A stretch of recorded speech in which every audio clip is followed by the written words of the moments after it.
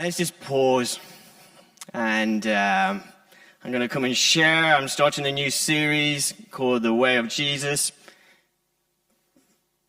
But let's just pause. Let's just going to go back to that place where we just have our full focus and attention in on Him. Let's just acknowledge Him again. He's here. Because if we're honest, you don't want to hear me speak today.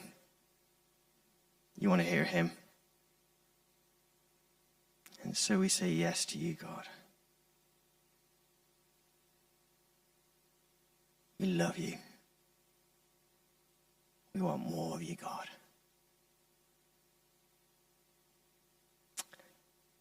Amen. Amen. Right, I would like to just start by having a game. Who likes games? Yeah. Right, do you know the game Simon Says? Right, good. Let me put my glasses on to see if anybody's cheating or not. Right, hopefully you know the rules. Simon Says, I always get my left and my right hand messed up. I'm dyspraxic. But really, it makes it really difficult for this game. Put your right hand on your head. Put your left hand on your head. Lift your right leg. Oh, you're good. What else can I say? Simon Says, take your right hand off your head. We're not going to be there forever.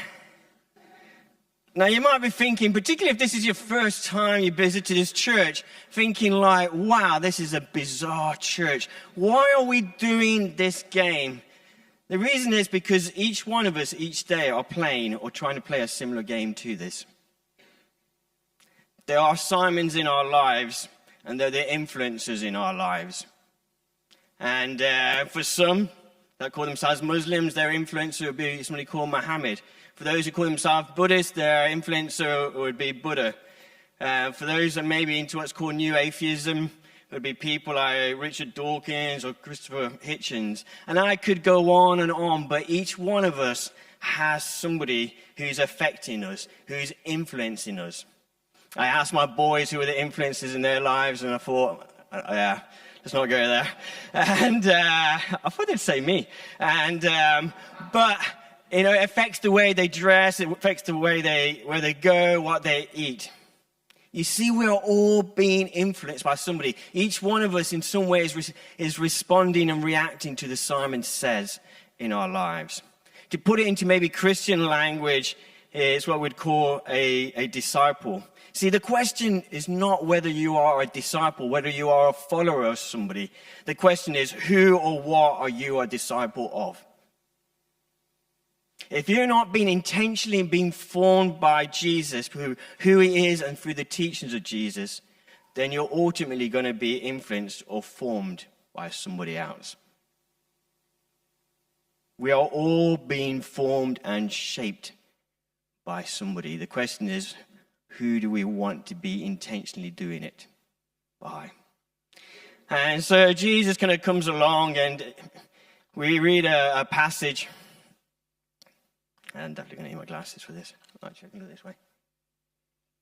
And this is from the book of Matthew. And it says, Jesus walking by the Sea of Galilee, he saw two brothers. There was Simon, his other name was Peter, and Andrew, his brother. They were putting a net into the sea, for they were fishermen. Jesus said to them, follow me, I will make you fish for men. At once they left their nets and followed him. Going from there, Jesus saw two of the brothers. They were James and John, the sons of Zebedee. They were sitting in a boat with their father, mending the nets. Jesus called them. At once they left the boat and their father, and they followed Jesus. If you've ever been around church for a while, you'll be very familiar with this kind of story of Jesus kind of walking by, and these men are fishing, and he says, kind of come and follow me. And it's very easy to kind of romanticize it, and we know that they stood up and they followed Jesus. But I think sometimes we should slow down and think what they were doing. It was actually quite radical and crazy what they were doing. They were leaving behind their security. They were leaving behind their family. They were leaving behind their certainty, and they were stepping into an aspect of risk. They were maybe leaving behind, using the language we use sometimes, the kind of the rat race from being settled. And they were being invited into an unknown, into an adventure, a life of following Jesus. Whoa, what a invitation. What a challenge. They should be seeing that stirs us in our hearts. And one of my boys, who again I won't mention, who got everybody go up to him afterwards, he often says to me, why can't you be like everybody else? You know what? I never want to be like anybody else. One of the things, those who know, we were overseas and we came back to the UK, and one of my prayers was when I came back to the UK, God, let me not be like the normal person. And my kids would think I took that really literally. But we have that invitation to follow Jesus. A person, not a religion, not a set of rules and regulations, but a person. Jesus said, follow me. And in Jesus' days, there were many religious leaders. They were what we call rabbis, just a kind of terminology for a religious leader. And people sometimes would come along and think, you know what, I want to follow. I want to learn from that person. I want to follow their way of doing life. And so they would go to them and say, you know, can I follow you? And so in some ways, Jesus coming to somebody was radically different. Jesus going to somebody and saying, will you follow me, was a vote of confidence in that person. When Jesus comes along and says to us, will you follow me? He's saying, I believe that you can be like me, that you can live like me. And this invitation is to all of us. Another time Jesus said, you know, whoever wants to follow me. They use this phrase, take up your cross. I've not got time to explain that, but it's an open invitation.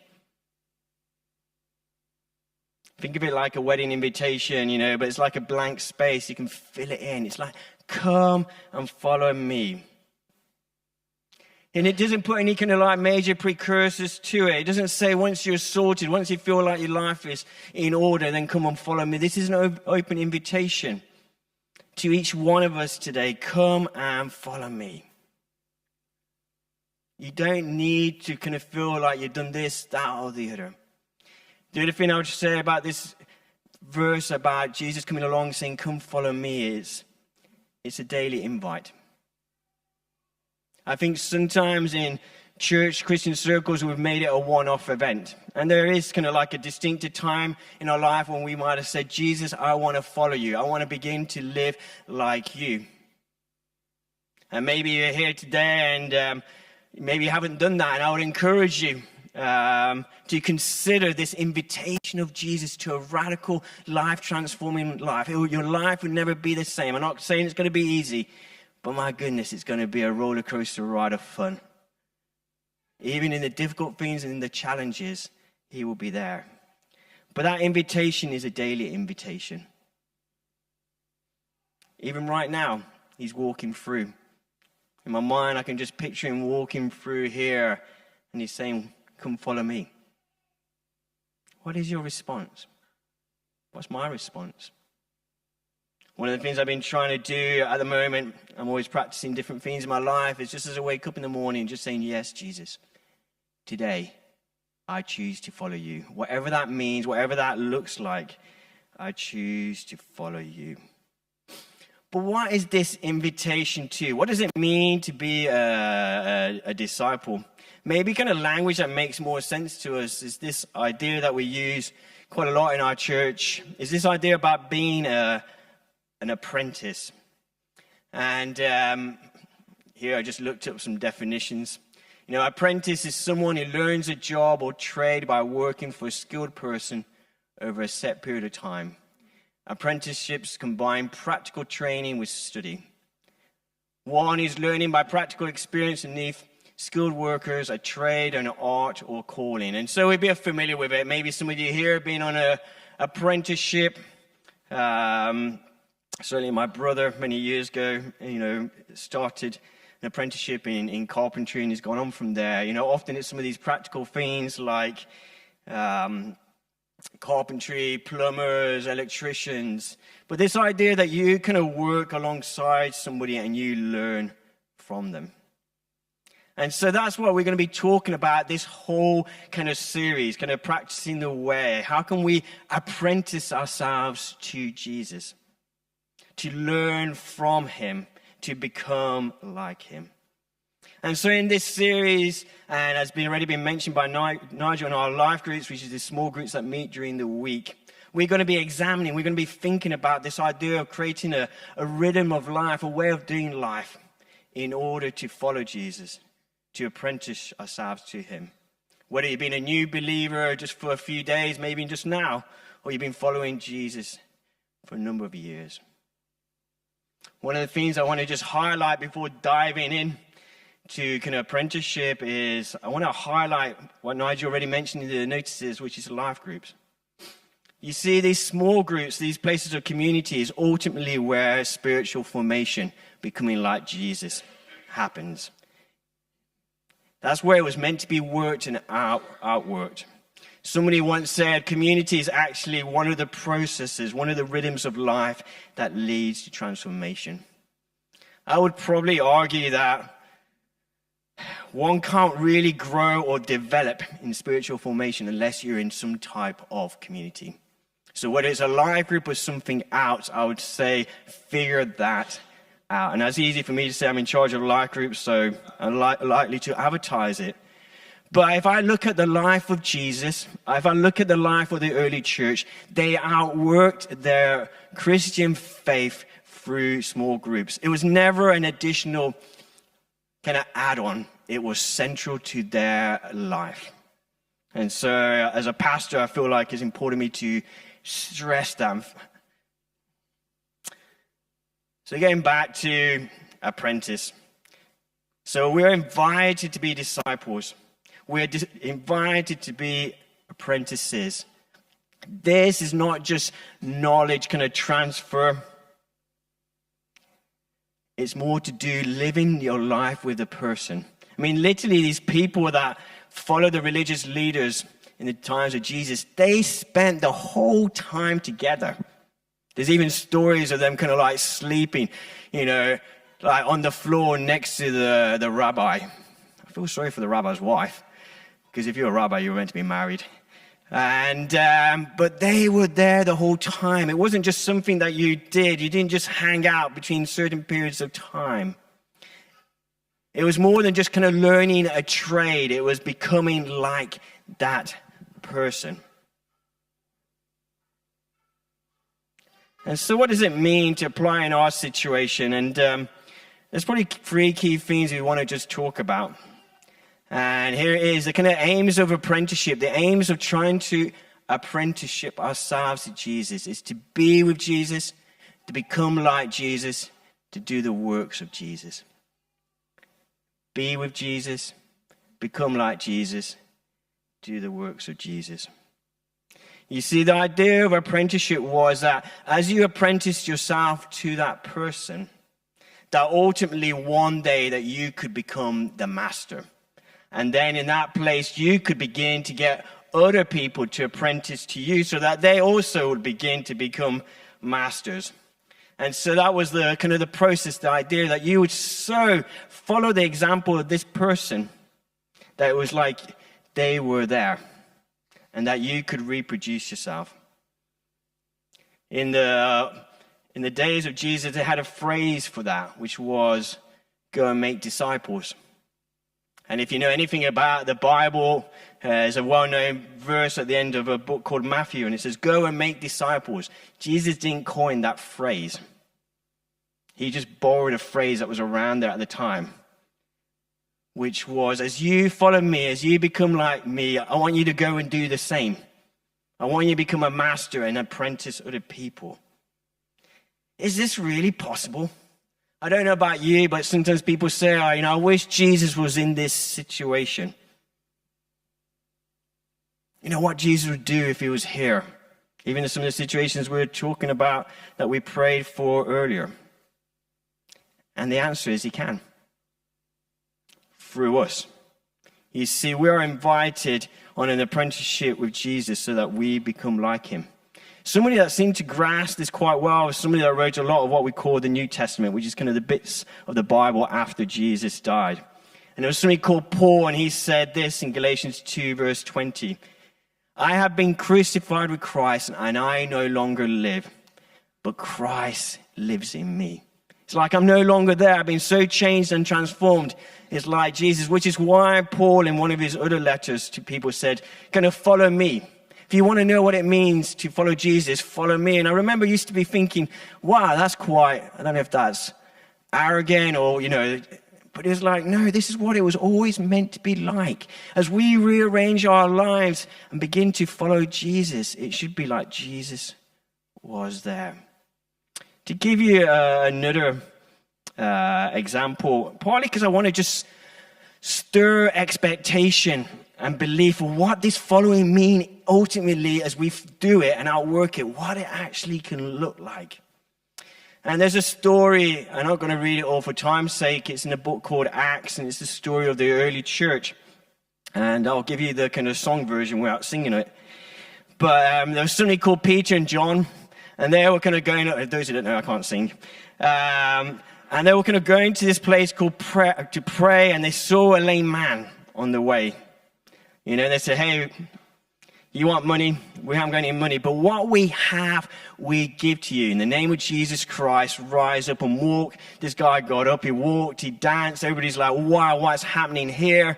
They crowd around. They say, this is because of Jesus. They share about Jesus. These people say, I want to also apprentice my life to Jesus because I've seen what he's done in your life. And so that's kind of the section. But after that, some of the religious leaders of the time are kind of a little bit annoyed, a bit confused, and they kind of call Peter and John in and kind of begin to kind of interrogate them. And this is their kind of conclusion. This is Acts 4:13. When they saw the courage of Peter and John and realized that they were unschooled, ordinary men, they were astonished. And they took note that these men had been with Jesus. They took note that these people had been with Jesus. Going back to that first theme, being with him. Wow, it's one of my prayers. God, would people say to me, hey, Paul's been with Jesus? Would my kids say, my wife say, hey, Paul's been with Jesus today? And so I kind of want to delve into that. Like I said, apprenticeship is to do with being with Jesus, becoming like Jesus, doing the works of Jesus. But I really want to focus in on being with Jesus, because if you get that, everything else falls into place. You miss it here, then you miss it. And so that's what I'm going to focus in on. What does that look like? What does that mean? This idea of being with Jesus. And so this is another passage in Mark 3, another book. And he says he appointed 12. He was looking for disciples. And it says that they might be with him and that he might send them out to preach. And there's some more information on that. But the ultimate reason that Jesus invited people was to be with him. That's why he said, come follow me. It was always meant to be a relational aspect. To be with him. And many years ago, quite a few years ago, a few hundred years ago. And the kind of mainly the Church of England, I was around at that time, they gathered all the kind of clever and wise people, and they said, can we kind of distill down to the essence, what does it mean to follow Jesus? And they came up with this kind of phrase, the chief end of man, this is what, or woman, this is why we're here, is to glorify God and enjoy him forever. And I've been pondering this recently. I think we're reasonably good or have the intention to glorify God, be it through worship, be it through the different things that we do. But I realize that myself and many people I interact with, they don't take that much time just to enjoy God. No agenda, no aim, just sitting there with him. Just being with him. And that is a reality. You might say, well, Jesus is not here physically right now. That's true. But he is also here. And so being with Jesus is this idea of living with an awareness and consciousness of God's presence. Using sometimes biblical language, it's called this idea of abiding. A guy called Tozer called it the constant conscious communion with God. Somebody wrote a book that's kind of famous. It's very thin. It's called Practicing the Presence of God. Living with an awareness and conscious presence of God. Firstly, to do that, we need to be intentional. In a minute, I'll give some examples from my life, because that can sound kind of like a grand concept, but what does that look like in practice? So a guy called Dallas Willard said, the first and most basic thing we can and must do is to keep God before our minds. This is the fundamental secret of caring for our souls. Our part in this practicing the presence of God is to direct and redirect our minds constantly to Him. In the early time of our practicing, we may be challenged by our burdensome habits of dwelling on one thing less than God. But these are habits, not laws of gravity, and can be broken. A new grace-filled habit will replace the former ones as we take intentional steps towards keeping God before us. Soon our minds will return to God as the needle of a compass constantly returns to the north. Sounds nice. What does that look like? I think it means different things, but firstly, it's just having that intentionality of kind of just pursuing His presence, making it our focus. There's a verse in Psalm 105, verse 4, it says, seek His face. And I read somebody once saying recently, you can look at the history of the church, some of the people that did some of the greatest acts of compassion, some of the greatest people that God seemed to use to go overseas, to use in churches. And for all their different backgrounds and their upbringings and even sometimes theological disagreements, the thing that they had in common was they sought His face. And so maybe as you go away today and you're thinking about it, what does it mean to seek His face? Well, to seek somebody's face means kind of like giving time and focus, allocating time, things to God, becoming aware of Him.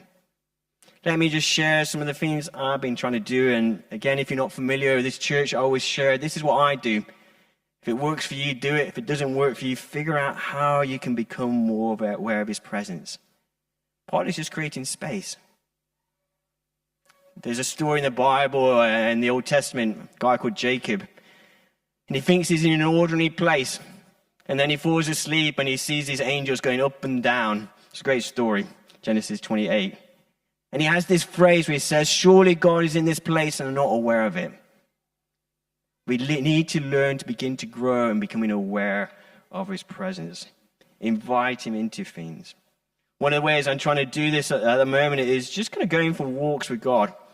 I love the countryside. And some of the clouds that are around at the moment are amazing. And when we take it for granted, some of you know we spent 9 years in Egypt. You didn't see clouds in Egypt. It was either like no clouds or it was chucking it down with rain for like 2 or 3 days, and then that was it. And so I've learned to just appreciate clouds, but you can look at them and go, that's a nice cloud, or you can just enjoy that with God. It's kind of hard to do, but it's hard to explain, but maybe just to use a story from the Bible. Have you ever wondered what Adam and Eve talked about before the fall of creation? You see, most of our kind of interaction with God is, and I help head up prayer in this church. I'm a great believer in intercession, so I'm not downplaying that in any way. But they didn't have anything to pray or intercede about.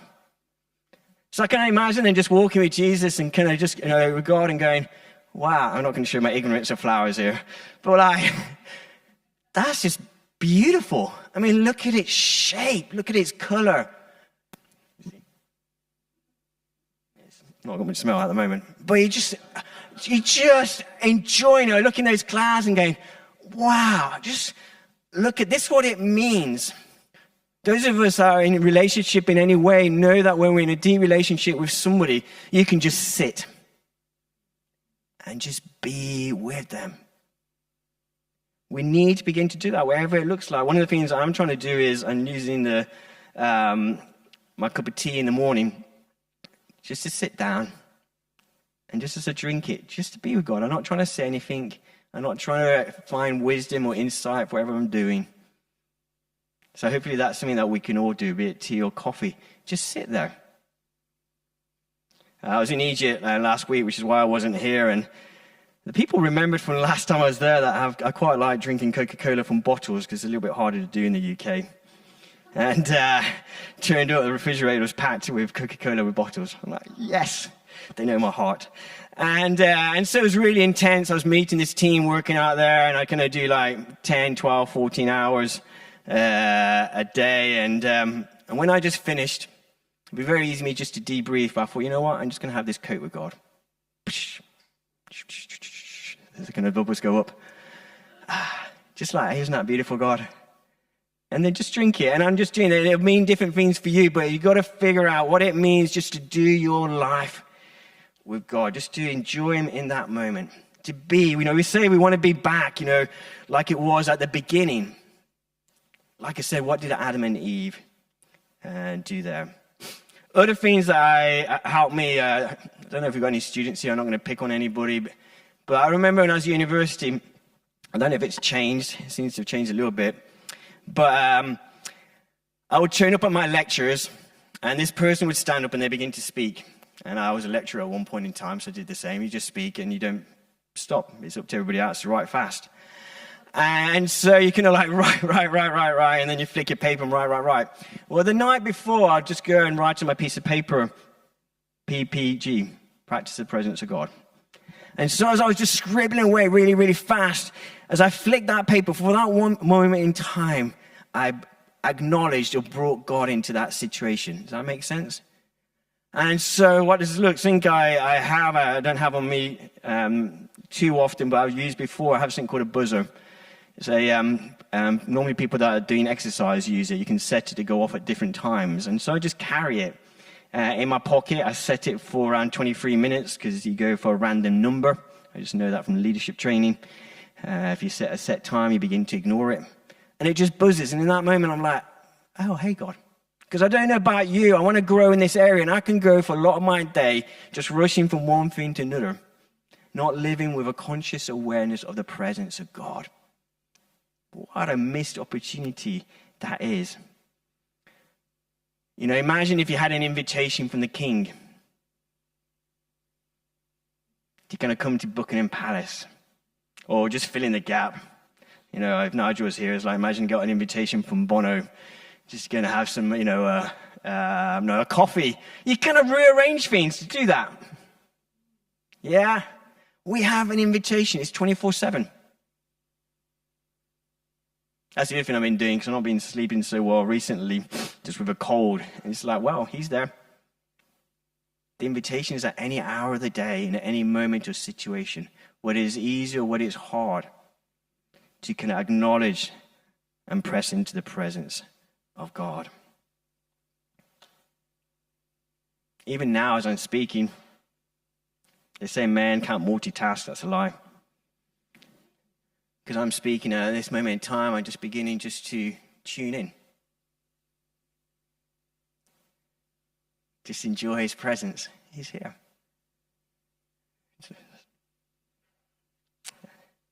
Let's grow in that. I'm going to jump. Oh no, I got it here. This is a prayer I've been praying, particularly I came across it a few weeks ago. And maybe you want to pray it as a response. I'm going to speak it out loud, and feel free to say it if you want. I pause now to become more aware of your presence in the stillness of the moment. I love this phrase. Grant me the epiphanies of the ordinary today. Glimpses of your presence in the places I go, the people I meet, the routine things I do. Teach me to perceive and receive your presence in all things. Amen. Oh, that'd be just, yeah. I'd encourage you, if you really want to grow in this, take a picture of that, pray that, cry that out. God, it's not just like a nice little prayer. I kind of just want to make sure I read it properly, because when I get excited, I tend to jump lines. But like, God, let us have those epiphanies of the ordinary today. Glimpses of your presence in the people. So some of these things are easier to do when you're in a still place. But as you look at people, I was in Egypt. And if you've ever been to Egypt, man, it's chaotic. Noise. If you go on trying to avoid being hit by multiple modes of transport, the smells. And I went out and I was like, God, it's easy for me just to connect with you here, but I want to grow. Can I see you in the people that I look, even though I'm just glancing at them for a second? Let me meet you and see you in everybody, because we all carry the presence of God, the glory of God, because we're made in his image. The routine things, everything. One of the reasons people love the book I mentioned earlier called Practicing the Presence of God was because the guy who wrote it, Brother Lawrence, his job was washing dishes. Very ordinary job. And yet he encountered God in ways that, I would desire and I love. And I feel that we are invited into. Let us be a church that has the epiphanies of the ordinary. Let me just jump a slide and come into land. So I talked about apprenticeship, and we said different bits. Being with Jesus, become like Jesus, do the works of Jesus. There's a verse in Luke 6:14. It says, apprentice is not above the rabbi, but everyone who's fully trained will be like the rabbi.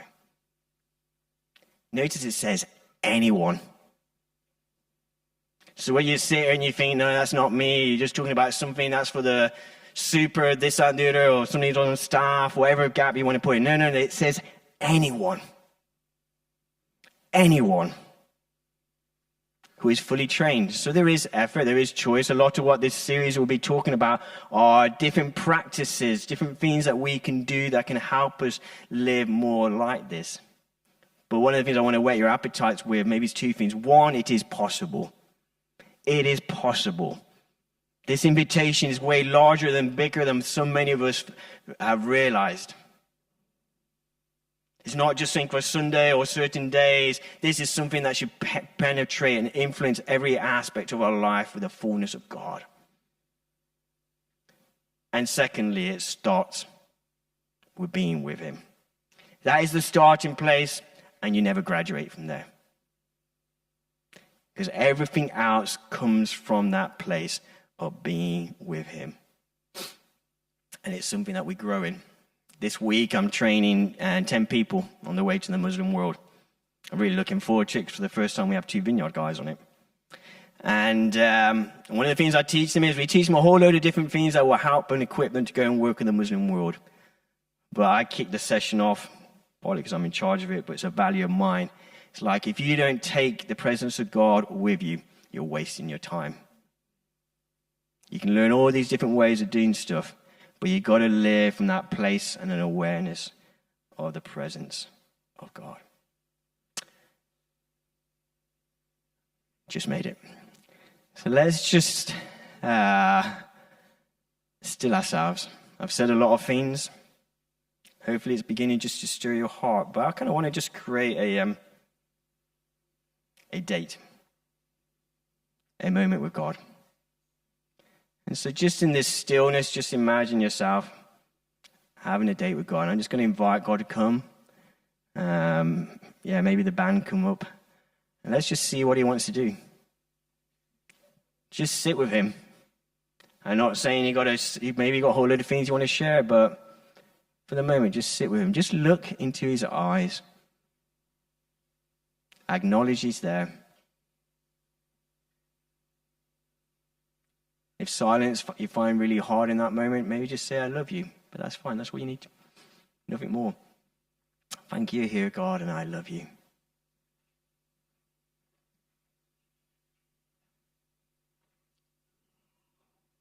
So, God, I just pray that you will literally open up heaven right now, God.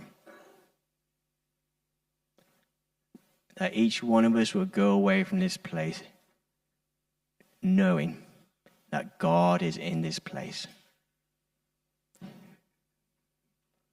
May we hear your voice just inviting us into intimacy, God.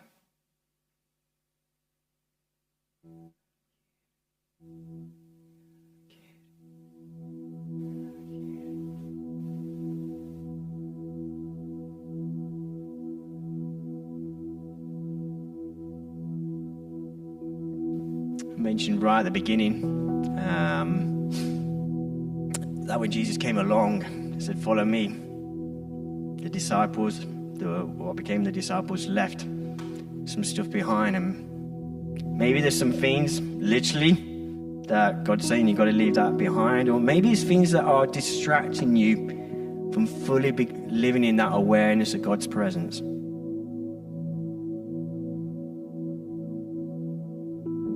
There's more out there. So just ask him.